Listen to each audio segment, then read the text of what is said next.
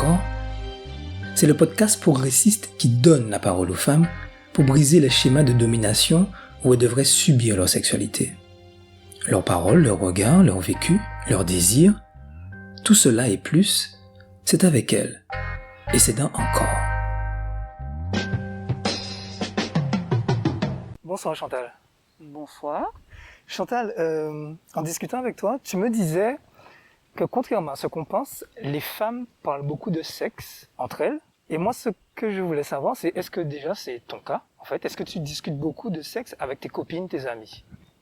Je discute, je dirais, de sexe comme on discute d'autres choses, donc ça peut venir, et en tout cas pour moi, c'est pas un sujet tabou. Et avec tes copines, tu ne les choques pas? Alors ça va peut-être dépendre de la copine, parce qu'il y a des copines qui ont reçu une éducation, nous dirons, plus posée, peut-être que d'autres, mais non. Dans l'ensemble, je trouve que les filles entre elles, elles se lâchent. Alors justement, toi, quand tu te lâches, tu racontes quoi? Eh ben, ça dépend. On peut parler déjà le type de mec qu'on aime, comment est-ce qu'on les trouve, ce qu'on préfère. Après, ça peut aller un petit peu plus loin dans la sexualité, ça peut aller jusqu'à peut-être décrire la façon dont les choses sont faites ou la façon dont les approches de nos compagnons ou partenaires se font. Ça peut être jusqu'à peut-être décrire les positions tenues. Non, je dirais qu'il n'y a pas de tabou. Ça peut aller loin aussi dans peut-être les mots employés. Les mots peuvent être assez crus. Entre femmes, ouais, comme tu disais, on se lâche. Oui, on se lâche. Au niveau des mots. On peut. Ouais. Qu'est-ce que tu regardes chez un homme? Ses fesses. Ah ouais, toi aussi? Ouais. Enfin non, je dis toi aussi, c'est parce que j'avais interviewé une autre invitée et elle me disait la même chose. Non, parce qu'un gars qui a ce que moi j'appelle de belles fesses, parce que c'est peut-être pas forcément le cas pour tout le monde, mais un gars qui a de belles fesses, moi j'ai l'impression que quand on le met, on va dire dans un lit ou ailleurs, mais dans un lit avec une autre personne, j'ai le sentiment d'une efficience plus... Allez, plus efficace. Ok. C'est mon avis, donc c'est la première des choses que je regarde chez un gars. S'il a de belles fesses. Et après? Après, l'allure générale. On reste sur le physique. On reste encore sur le physique. Et ses yeux. Empêche à regarder tout ça, mais on n'a pas bien obligé j'avoue quand j'avoue rien, par contre. Parce que je pense qu'en général, nous les filles, on sait faire ça discrètement. On fait pas ça. Enfin, on se retourne pas pour regarder. Comme nous? Je vais dire, allez, comme les hommes. Ouais.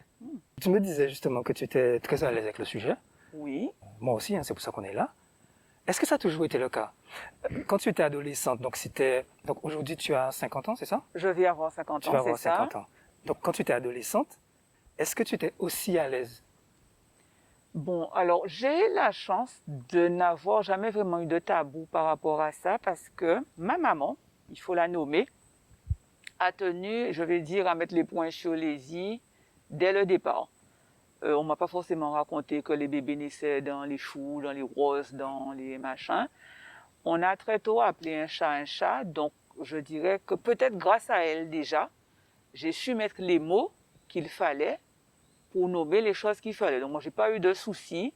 Et même avec, je dirais, les amis, quand nous étions adolescentes, alors peut-être qu'on n'entrait peut-être pas aussi profondément dans la discussion que comme je peux le faire maintenant, parce qu'après une trentaine d'années de pratique, je pense qu'on est un petit peu plus à l'aise, c'est comme dans l'expérience de tout. Bien sûr. Mais je n'ai jamais été inhibée pour parler ni des premiers petits copains, ni demander à une petite copine de l'époque, alors tu as mis la langue ou pas quand tu as fait le bisou? Tu vois, c'est bon. Okay. Ça peut-être que c'est des petites questions qui peuvent paraître innocentes aujourd'hui, mais à l'époque, quand tu n'as jamais embrassé un garçon, donc tu essaies de savoir comment ça se passe. Tu as déjà vu ça à la télé, mais à la télé on te montre rien, enfin on suggère. Et en fait, c'est un petit peu ça. Non, moi, j'ai jamais eu peur de poser des questions. J'allais dire, d'ordre technique. Et avec ta maman, vous étiez donc très proches? Oui. Et vous, proche jusqu'à pouvoir en parler pour que tu lui dises, maman, j'ai embrassé un tel veut m'embrasser ou... Alors, peut-être pas forcément jusqu'à lui dire que maman, j'ai embrassé un tel ou un tel veut m'embrasser. Mais je pense qu'elle a toujours su, quand j'ai eu des amoureux, Alors que ça a été des amoureux platoniques, hein, de ceux qui envoyaient des lettres. On envoyait encore des lettres à l'époque. La vie était belle en temps là, ça. On envoyait encore des lettres à l'époque. Que ce soit de ceux-là où effectivement, quand j'ai commencé à avoir, je vais dire, ce qu'on appellerait peut-être maintenant un flirt un peu plus poussé, elle a toujours su au moins qui c'était. Alors je ne l'ai peut-être pas forcément décrit à elle. Voilà, aujourd'hui on a fait ça, on a fait ci, on a fait ça. Mais le dialogue était suffisamment construit pour qu'elle sache un petit peu l'avancée des choses. Quand il a fallu passer, je vais dire, à la phase plus sérieuse, je suis allée lui dire, mais maman, tu sais maintenant, ce serait peut-être bien que je prenne la pilule. Tu avais quel âge? 16 ans. 16 ans. C'était l'âge du premier rapport aussi? 16, on va dire 16 et demi. Ok. Pour donner l'âge du premier rapport. Tu lui en as parlé? Tu lui as dit, maman, ça y est, Alors en fait, ça s'est pas vraiment fait comme ça, mais on va dire qu'après le premier rapport, je suis allée lui dire que bon ben, pas c'est fait. Ouais. Et maintenant, il serait temps que... Ok. Moyen de contraception. Moyen de contraception parce que, enfin, les vieilles dames te diraient, en chacun, moi j'ai mangé à Groussel. Ah. C'est l'expression consacrée. Ah, bah, tu état là. Eh ben, ouais, pas Ok. Ah, bon, chacun, moi j'ai mangé à Groussel. Donc, Léo dit ça, ils comprennent que, bon, ça y est, tu avais eu ton premier rapport. Et voilà. tu as eu peur ou, donc, comme tu dis, expliqué, tu étais en confiance J'étais en confiance. Il n'y a pas eu de soucis par rapport à ça parce que justement, la crainte, en tout cas à l'époque, le sida n'était pas encore où. Non, le sida était déjà là. Oui, c'était au début. C'était les 80, débuts, c'était les années, milieu des années 80. Ouais. La crainte d'une mère, peut-être même avant le sida, c'était de voir sa jeune personne revenir avec l'équivalent d'un ballon de football dans le ventre. Donc, je pense qu'elle a compris qu'il fallait qu'elle soit cool avec ça. Et comme en fait, elle-même avait une enfance relativement bridée, elle s'était toujours dit qu'elle ne ferait pas ça à sa fille ou à ses filles. Je suis sa seule fille, mais donc... voilà, j'ai pas eu de soucis. Est-ce que tu as réalisé, ou tu réalises maintenant, que tu avais quand même une chance par rapport à l'époque? Inouï, parce que s'il fallait faire l'équivalent d'un sondage, mes copines, les gens que je fréquentais n'étaient pas dans ce truc-là, ça du tout, parce que les mamans, c'était des dames plutôt strictes, plutôt... C'est pas qu'elles ne savaient pas que tout ça existait, mais en parler avec sa fille comme ça... Comme toi, tu pouvais comme le je faire. parle avec ma maman et comme on parle de la pluie et du beau temps. Tu me disais aussi que pour toi, la sexualité masculine, bien que tu sois très ouvert sur la question, ça reste quand même un mystère. Ouais, parce qu'en fait, écoute, jusqu'à présent, je vais dire même quasiment plus de 30 ans après, je me demande toujours, oui, je sais que, allez, il paraît qu'il y a une histoire de kibitin spongieux qui fait monter pour qu'un gars ait une érection. Oui, les corps caverneux, ouais. Oui, mais ça reste encore pour moi un mystère, parce que c'est pas ma logique. Enfin, c'est pas ma logique. C'est pas ton ressenti. C'est pas mon ressenti. Ah. Donc je me dis, mais tiens, mais pourquoi c'est comme ça? Pourquoi c'est pas autrement? Et des fois, ça m'arrive de discuter avec mon compagnon pour lui dire, mais vous ressentez quoi? Quel plaisir il y a quand on est de ce côté-là, j'allais dire, de la sexualité, quoi, quand on est un homme, parce que jusqu'à présent, c'est à la fois beau et bizarre. Mais ça, c'est un truc qui t'intéresse, parce que moi, j'ai pas souvent entendu des femmes s'intéresser à notre ressenti, comment... Toi, c'est... Moi, j'ai posé la question, j'aimerais comprendre. Ouais. Alors, j'avoue ne l'avoir peut-être pas posé dans mes premières expériences. Hein. Je suis divorcée. J'ai pas le souvenir qu'on soit rentré aussi loin en conversation avec mon ex-mari, et pourtant, nous étions assez proches sur ce plan-là. Mais avec mon compagnon actuel, peut-être que justement, on est plus détendu, on fait les choses avec plus de recul. Je lui dis, mais des fois, est-ce que toi, tu peux m'expliquer aussi comment tu ressens les choses? Qu'est-ce qui, éventuellement, t'émoustille? Qu'est-ce qui fait que... Je sais pas moi, qu'est-ce qui fait que tu bandes? Enfin, parce que ça reste un mystère. Et pour toi, comprendre comment nous, on fonctionne, est-ce que ça jouerait sur ton plaisir? Alors, ça jouerait sur mon plaisir à moi parce que, déjà, si je comprends comment un homme fonctionne, je peux éventuellement lui dire, eh bien, ok, toi, c'est comme ça, mais moi aussi, voilà mon mode d'emploi. Si je peux m'exprimer ainsi, voilà mon mode d'emploi. Et alors, c'est pas forcément quand tu touches le petit bouton à droite, machin, boum, Réaction automatique. réaction automatique. Ouais. Mais voilà un petit peu comment toi, avec ce qui te fait plaisir, tu peux m'aborder pour que notre plaisir soit commun. Peut-être pas forcément simultané, hein, mais au moins commun et que tout un chacun en tire bonheur Ouais.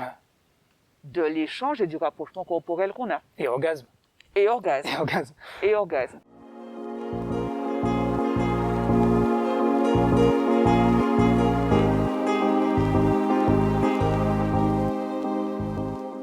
Pour toi, l'orgasme est important? C'est pas capital. C'est pas Je capital. vais préciser ma question. Est-ce que pour toi, un rapport sexuel réussi est un rapport qui se termine avec ton orgasme? C'est pas obligé. Obligé. C'est pas obligé. Tu peux prendre ton pied sans jouir, Alors, au final, ou pendant? je peux ressentir du plaisir pendant. Alors peut-être que c'est pas... Déjà, de toute façon, l'orgasme féminin, en tout cas le mien, les miens, je devrais dire, je ne sais pas si on peut mesurer ça avec un thermomètre orgasme, où chaque fois le truc serait toujours à 100. Des fois, l'orgasme ressenti peut être d'une intensité moyenne, mais par contre perdurer en durée. en durée. Mhm. Et des fois, ça peut être une espèce de truc à la Waiaïaï, à la machin. Ouais. Explosif, Et- volcan. Explosif, volcan, mais aussi très court dans le temps. Donc, je ne sais pas si je peux dire, la jouissance est importante, mais après, comme les jouissances, en tout cas pour moi, sont différentes, L'essentiel, c'est que tu ressens du plaisir. l'essentiel, c'est que je ressente du plaisir. Et tu as toujours eu des partenaires qui comprenaient ça, qui arrivaient à comprendre, parce que autant notre sexualité à nous, hommes, elle n'est pas si simple que ça, mais est-ce que toi, tu as toujours trouvé des partenaires qui avaient une oreille attentive à tes désirs, à comprendre exactement comment te donner du plaisir? C'est plus simple, je vais dire, depuis ma quarantaine. Sincèrement, s'il fallait réécrire les choses, peut-être que j'aurais eu 40 ans tout de suite. Dans le domaine sexuel. Dans le domaine sexuel. J'aurais peut-être eu ça pendant longtemps. Ouais. Peut-être que j'aurais eu 40 ans pendant 30 ans. Ouais. Mais je pense que j'aurais eu, en tout cas, à partir de 37, 38 ans, depuis beaucoup plus longtemps. Alors évidemment... Qu'est-ce qui a fait ce basculement, justement? Est-ce que c'est la société, le fait que le sexe était légèrement moins tabou, qu'on parlait plus, ou bien c'est toi, dans ton parcours personnel, où il y a eu un déclic, un événement? Alors bon, oui, c'est vrai que j'ai divorcé à 35 ans et que peut-être qu'à ce moment-là, j'ai pris le temps de m'écouter moi-même, plus que peut-être d'écouter les besoins ou les désirs de mon partenaire. Alors peut-être aussi parce qu'il paraît qu'effectivement à 40 ans, la femme c'est 2 fois mieux qu'à 20 ans. Ok. C'est ce que disent en tout cas beaucoup de lectures. D'accord. Et même en discutant avec quelques copines, dans l'ensemble, elles se sentent mieux. Alors peut-être dû aussi au fait que, écoute, le premier rapport sexuel, ou en tout cas les premiers, si le partenaire a à peu près le même âge que toi, il n'a pas non plus une expérience assise dans ce domaine-là, qui fait que peut-être que là aussi, en comparaison, ça peut donner l'impression qu'à 40 ans, c'est nettement mieux qu'avant. Aujourd'hui, on parle beaucoup plus simplement, je disais tout à l'heure, d'orgasme féminin, de clitoris, de masturbation, de sex toys. Est-ce que ce sont des choses que tu as découvertes et qui ont contribué à un épanouissement sexuel pour toi? Alors, je dirais que le sextoy, mis à part, parce que bon, ça s'est démocratisé là, au début des années 2000, mais la masturbation, non, puisque c'est quelque chose que j'ai pratiqué, je dirais, adolescente, peut-être, voire peut-être même limite pré-ado, même si tu sais pas encore que ça s'appelle comme ça, et que tu as le sentiment que quand tu serres un petit peu tes jambes, tu te sens mieux. Tu ne sais même pas mettre des mots sur ça. Donc, non, moi je ne peux pas dire que ce soit forcément la libération, la libéralisation des mœurs qui m'a fait découvrir qui je suis sexuellement. Peut-être mis à part pour les gadgets, effectivement, sextoy, peut-être, on va dire, allez, depuis Internet, le fait que tu puisses avoir du porno juste en tapant sexe. Mais à part ça, non. Est-ce que tu irais jusqu'à dire comme certaines que, à la limite, on n'a même plus besoin des hommes maintenant?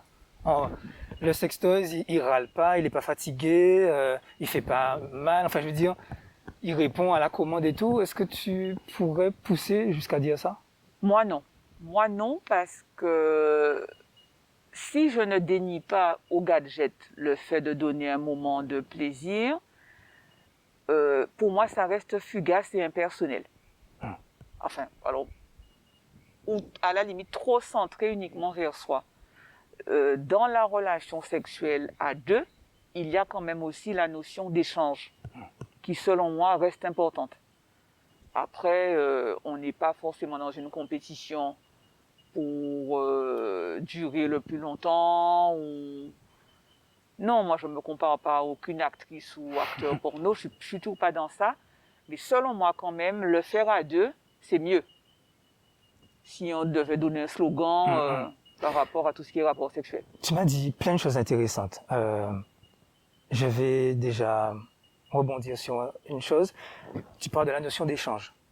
Est-ce que toi, Chantal, ça veut dire que tu ne peux avoir un rapport que lorsqu'il s'accompagne de sentiments, ou alors on peut très bien avoir tu peux très bien avoir un rapport sexuel, des rapports sexuels, avoir du plaisir avec quelqu'un hors relation, hors engagement sentimentaux, etc. Alors, ça m'est déjà arrivé d'être deuxième bureau, comme dirait la chanson. Tu le sais, enfin toi en tant que femme, tu le sais, mais moi j'avoue que j'ai du mal quand même. Alors je ne demande pas forcément des je t'aime, des bouquets de roses, des tout ça. Mais je dis bien pour moi, j'ai du mal à donner mon corps.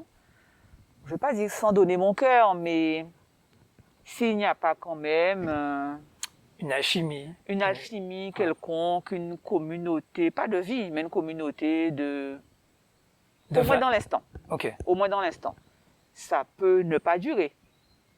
Ce sont des choses qui arrivent. Mais la rencontre d'un soir, dans un bar et tout, et puis la connexion est tellement forte, ce sont des choses qui te sont enfin, non. Alors la connexion peut être forte après la rencontre d'un soir, mais c'est pas le soir même pas suivi du passage à l'acte. C'est pas le soir même qu'il y aura passage à l'acte, parce que j'avoue que j'aime bien être courtisée. Okay. J'aime bien être donc il faut quand même qu'il y ait et il faut nommer la souhaiter bon quoi. Ok, il faut faire souhaiter bon. Oui.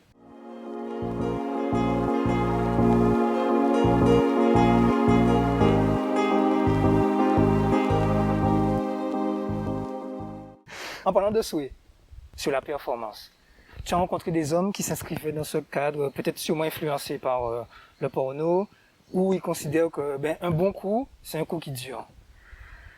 Et ils étaient plus sur un marathon avec toi que sur des petits détails, la recherche de ton plaisir. Alors, sans comparer qui que ce soit, et puis après, je ne sais pas non plus quel est mon palmarès, je vais dire s'il y a même une question de moyenne, de nombre de partenaires déjà rencontrés, etc. Non, juste question d'expérience. Alors, j'ai eu de tout. Je revois un partenaire sensuel. Mais quand je te dis sensuel, le gars va te caresser de la pointe de tes cheveux à la pointe de tes orteils. Il va te caresser dans des endroits dont tu ne soupçonnais même pas l'existence sur ton corps, ou dont tu ne pensais même pas que cet endroit-là te faisait frissonner, tressaillir, machin. Érogène. Érogène. Il est dans ce truc-là. Par contre, quand il s'agit si c'est pour la pénétration, pour machin, c'est pas un performeur, c'est pas lui qui va durer, c'est pas un marteau-piqueur, si je peux m'exprimer ainsi. Bon, mais en tout cas, c'était pas déplaisant. J'ai eu un autre partenaire, nous sommes restés assez longtemps ensemble, qui lui est plus sexuel, effectivement, alors qui, je dirais, avait un instrument déjà peut-être bien taillé, s'il fallait mesurer la chose, il était relativement bien doté, et qui donc, alors de par peut-être cet aspect-là de sa personne, était plus focalisé sur la performance, pas uniquement la sienne, mais la capacité qu'il avait à pouvoir donner du plaisir parce que la nature l'avait bien doté. Et tu as une préférence, justement? Il y a de tout. Ou alors c'est question d'humeur? Honnêtement, la combinaison des deux serait Ah l'idéal. ben oui, ah ben oui. Ah ben ça, La combinaison des deux serait l'idéal. j'imagine. Mais après, non, parce que en fait, une rencontre sexuelle, alors même si peut-être au départ, parce que je crois que dans toute rencontre sentimentale, nos phéromones peut-être parlent avant nous des fois. Ton corps ressent déjà qu'elle aime bien la personne avant forcément d'avoir vu si elle a un zizi aussi grand que celui de Rocco Siffredi ou si elle a un petit zizi qui ressemble encore à celui d'un petit garçon. Et peut-être que parfois, en arrivant au pied du mur, ah mince, la truelle du maçon n'est peut-être pas forcément Aïe. à la hauteur de ce que tu t'attendais. Dans ces cas-là, tu fais quoi? Est-ce que ça veut dire que la taille pour toi, ça compte? Pas plus que ça. Alors après, peut-être aussi que dans l'ensemble, j'ai eu des partenaires, des amants ou des amoureux relativement bien dotés. Donc peut-être que le jour où je tomberai sur une plus petite, peut-être que ça va me désorienter, mais pour l'instant, c'est pas le premier critère de sélection, puisque au départ, quand tu rencontres quelqu'un, on passe en vrai. Ouais. Enfin, sauf si vous regardez précisément là. Après, on bitin, Zokadi pour nous rassurer. Mais non, la taille, ça compte pas. Je sais pas, j'ai jamais cherché à rassurer personne. C'est vrai? Non. T'as jamais fait semblant? Ça m'est arrivé. Pourquoi? Alors. C'est difficile de dire non, j'aime pas, je veux pas, j'ai mal à la... Non, c'est pas toujours facile en tout cas. C'est pas toujours facile. J'ai pas forcément dit j'ai mal à la tête. Il y a une fois où je dis que je voulais pas et en gros on m'a fait comprendre que l'état d'excitation étant déjà tel que il faut donner. J'ai donné, mais j'avoue que ce jour-là, je suis pas montée au 7e ciel, quoi. Mais est-ce que, oui, mais simuler, ça serait faire semblant de monter au 7e ciel. Est-ce que ça t'est déjà arrivé de faire semblant d'avoir du plaisir? Pour ne pas vexer ou pour d'autres raisons? Ça m'est arrivé. Maintenant moins, mais... Ah, c'était pour quelle raison? Parce que, ou pas envie, on n'a pas content et zéro. Ok. Donc, pour préserver peut-être la paix sur autre chose, comment dire, je trouve même pas les mots. Tu cèdes? Ouais. C'est compliqué parfois avec nous, nous les hommes, au lit, enfin je veux dire, on est susceptible? Ah, qu'on l'aide si difficile. Qu'on l'a dit. Parce qu'en fait, le sentiment que j'ai, c'est que pour beaucoup d'entre vous, j'espère ne pas généraliser, mais pour beaucoup d'entre vous, c'est ça qui a fait votre phénomène. Et que dans nos sociétés, en tout cas ici en Guadeloupe, où ça reste encore, je trouve, assez machiste ou macho, un homme se mesure, je vais dire, à la qualité, à l'efficacité de ses conquêtes. Et par-devers ça, lui se voit comme étant un espèce de distributeur automatique de plaisir. Donc quand il n'a pas su donner, je crois qu'il se sent vraiment très en situation d'infériorité, mais totale. Tu es une femme qui a du caractère, on peut dire un peu militante quand même, pour l'égalité. C'est pas... Oui, alors je ne sais pas si je peux le qualifier de féministe, mais en tout cas, je me bats pour que les femmes, soient reconnues à leur juste valeur et aient leur place. Au même titre que nous, les hommes. Au même titre que les hommes. Alors justement, est-ce que être féministe dans sa vie publique, c'est compatible avec une sexualité où souvent on est dans des schémas de soumission et de domination? Est-ce que toi, sexuellement, tu peux très bien assumer de vouloir être dominée, de vouloir être soumise, tout en sachant que tu as ces valeurs féministes? Est-ce que pour toi c'est compatible ou alors non, ça va jusqu'à ta vie sexuelle où tu as un schéma particulier par rapport à ces valeurs? Alors, mais est-ce que dans ma vie sexuelle, je suis obligée d'être toujours dominée? Est-ce que de temps en temps, je ne peux pas être aussi celle qui renverse les rôles et qui donne du plaisir peut-être avant d'en recevoir ou s'autorise aussi à prendre du plaisir et presque à la limite, tant pis si l'autre n'en a peut-être pas pris autant ou pas tout de suite. Ça, c'est quelque chose que tu assumes. Ça, c'est tout à quelque fait. chose que moi j'assume. Hein. Je me sens pas spécialement si dominée que ça. Alors peut-être que j'ai la chance de pouvoir dire ça maintenant parce que j'ai l'âge que j'ai. Je n'ai pas eu des enfants de façon contrainte. J'ai eu mes bébés quand je les ai voulus. Donc ça veut dire déjà une sexualité maîtrisée. Qu'après, quand ça ne s'est pas forcément bien passé avec mon ex-mari, que j'ai eu le courage d'arrêter les choses. Et ensuite de prendre ma vie en main et de m'autoriser, entre guillemets, à laisser vivre ma sensualité. Mais ça, je reconnais que c'est une chance que j'ai et qui n'a peut-être pas été donnée à ma mère et encore moins à mes grands-mères. Pourtant, tu m'expliquais que tu étais à l'époque dans un collège de filles. Donc, Oui. comme son nom l'indique. De filles. Voilà, de filles. Donc, ça veut dire que tu n'étais pas, pendant de nombreuses années, à l'heure où justement on a l'éveil des sens, l'éveil la transformation du corps et tout, donc l'adolescence, ben toi, tu étais dans un contexte strictement féminin. Est-ce que, rétrospectivement, parce que j'imagine, à cet âge-là, on n'a pas conscience de tout, est-ce que pour toi, ça a été un frein pour connaître les garçons, comprendre les garçons, comment ils fonctionnent, ou alors ça t'a encore plus donné envie, le fait d'être, entre guillemets, en moque de garçons dans l'environnement? Bizarrement, alors c'est vrai que je n'ai pas été en classe avec des garçons parce que c'est ce qu'avait voulu le système de l'époque. Mais par contre, j'ai la chance d'avoir 2 petits frères. Alors même si à l'époque, eux n'étaient pas encore dans des histoires sexuelles et tout ça, mais j'ai quand même grandi dans un monde beaucoup masculin.